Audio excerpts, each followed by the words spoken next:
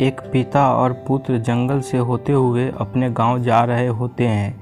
अंधेरा काफ़ी हो चुका था। लड़के ने अपने पिता से कहा कि पिताजी, काफ़ी रात हो चुकी है, अगर आप कहें तो आज की रात यही आसपास के किसी गांव में गुजार ले। पिता ने अपना सर हिलाया और वो आसपास के गांव में एक छोटे से घर के पास जाकर रुके। अब जैसे ही वहां गए तो लड़के ने दरवाज़ा ठकठकाया। उस घर से एक गरीब आदमी बाहर आया तो लड़के के पिता ने बोला, हम अपने गांव जा रहे थे, लेकिन काफ़ी रात होने की वजह से हमने इसी गांव में रुकने का सोचा। क्या हम आज रात आपके यहाँ रुक सकते हैं? गरीब आदमी बोला, हाँ क्यों नहीं, आप दोनों अंदर आ जाइए। अब जैसे ही पिता और पुत्र अंदर गए, उन्होंने देखा कि उस आदमी के घर में बहुत ज़्यादा गरीबी थी। लड़के के पिता ने उससे पूछा कि आप काम क्या करते हो? वह गरीब आदमी बोला कि मेरे पास बहुत सारी ज़मीन है। तो लड़के के पिता ने बोला, अगर तुम्हारे पास बहुत सारी ज़मीन है तो इस तरह से क्यों रह रहे हो? वह आदमी बोला, यह किसी काम की नहीं है। गांव वाले बोलते हैं कि ये बंजर ज़मीन है, यहाँ पर कुछ भी नहीं उगाई जा सकती है और वहाँ फसल उगाना बहुत बड़ी बेवकूफ़ी है। लड़के के पिता ने बोला कि तुम्हारा गुजारा कैसे होता है?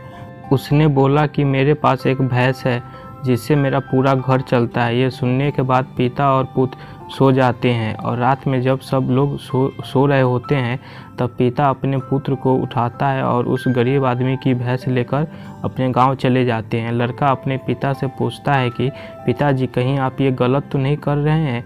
उस गरीब आदमी की रोजी रोटी इसी भैंस की वजह से चलती है। तो पिता अपने पुत्र की तरफ देखता है और मुस्कुराते हुए आगे बढ़ जाते हैं।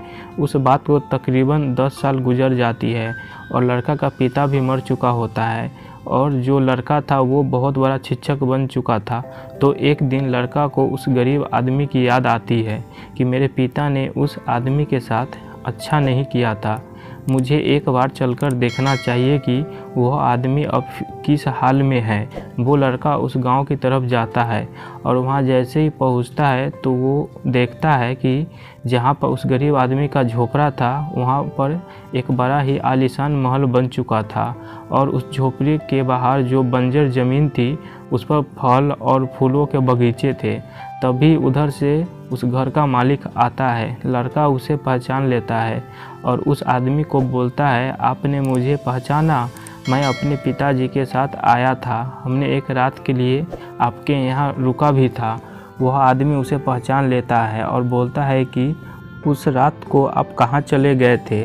और उस रात के बाद ही मेरा भैंस कहीं चली गई थी, मेरे पास कोई रास्ता नहीं था, तो मैंने अपने ज़मीन पर मेहनत की और फसल निकल आई और आज मैं इस गांव का सबसे बड़ा और सबसे अमीर आदमी बन चुका हूं।